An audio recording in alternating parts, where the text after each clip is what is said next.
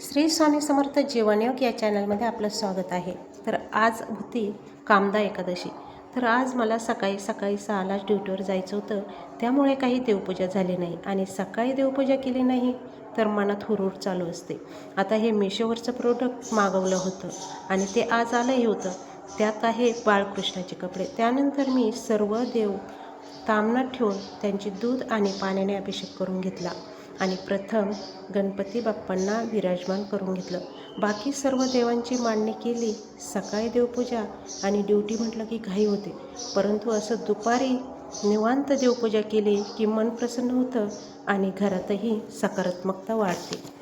त्यानंतर आलेल्या प्रोडक्टमधून मी बाळकृष्णांना असे कपडे घालून घेतले आणि स्वामी चरित्र सारामृतचं 3 अध्याय वाचण्यासाठी घेतले. आता हे 3 अध्याय का आणि कशासाठी वाचायचे असतात आणि त्यापासून होणारे फायदे काय असतात याचा व्हिडिओ आपण लवकरच अपलोड करणार आहोत. तर अशी होती माझी आजची देवपूजा.